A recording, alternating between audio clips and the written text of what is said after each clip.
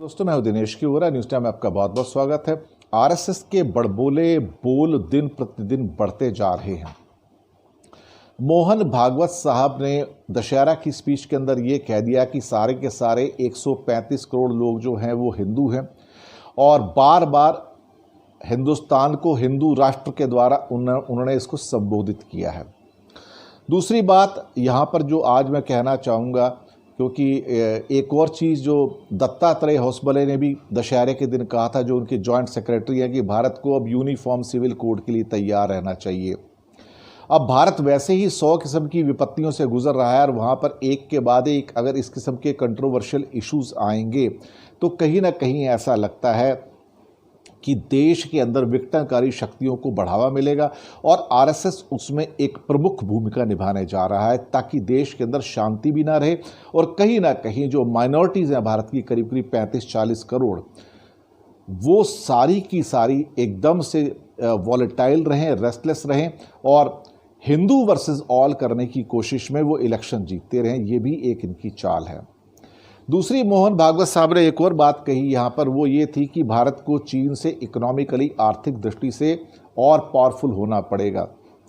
दरअसल या तो मोहन भागवत साहब को समझ नहीं है इन चीज़ों की, इकोनॉमी की, तो ना बात करें, और अगर समझ होती तो उन्हें समझ आना चाहिए कि एक खरगोश और एक कछुए के अंदर मुकाबला नहीं होता। वो पुरानी थ्योरी जो कछुआ जीत गया था उसको भूल जाएं। चाइना एक ड्रैगन है, हिंदुस्तान से 5 गुना बड़ी इकॉनमी है। हम मुश्किल से ले दे के इस समय $2.4 ट्रिलियन की इकॉनमी है, चाइना $15 ट्रिलियन की इकॉनमी है।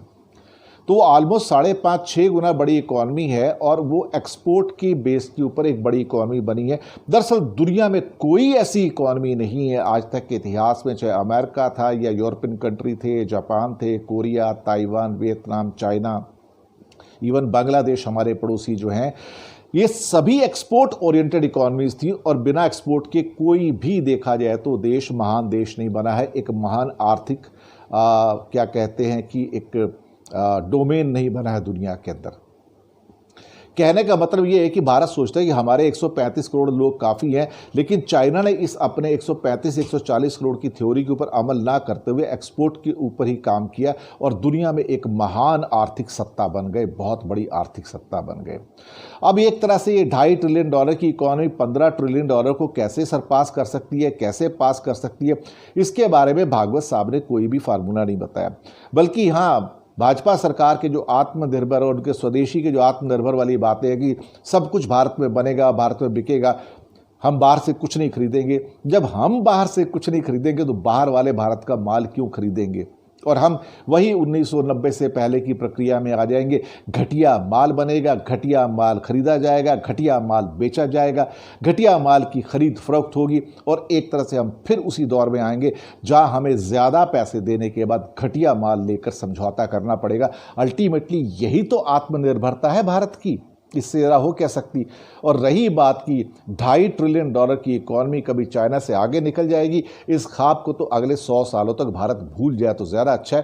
क्योंकि हाँ, कुछ सालों में ये ज़रूर होने जा रहा है कि चाइना नंबर 1 की इकॉनमी होगा और अमेरिका जो है नंबर 2 की इकॉनमी हो जाएगा। ये बात तो बिल्कुल पक्की है।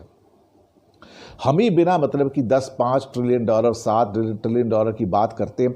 जो ऑलरेडी 5 ट्रिलियन डॉलर की इकॉनमी है, जैसे कि जापान है, जर्मनी है, वो कभी 10 ट्रिलियन डॉलर की बात भी नहीं करते हैं। लेकिन हम है कि हमारा बड़बोलापन ही नहीं ख़त्म होता है। हम क्या कर सकते हैं साहब, हम तो अपने बड़बोलेपन में मारे गए। उसमें बीजेपी ऐसी, ऊपर से आरएसएस भी ऐसा है, इनके प्रमुख भी ऐसे हैं और एक पता नहीं कौन सी अपनी पुरानी संस्कृति के अपना ले दे के रगड़ा मारते रहते सारा दिन बैठ के, और ये नहीं कहते कभी कि भारत में रोज़ जो बलात्कार हो रहे हैं, हत्याएं हो रही हैं, ये सारे जुर्म हो रहे हैं जो भारत को विश्वगुरु बना रहे हैं। लेकिन बलात्कारियों का विश्वगुरु, हत्यारों का विश्वगुरु, अपहरणकर्ताओं का विश्वगुरु, अपराधों का विश्वगुरु, उसके बारे में नहीं बात की जाती।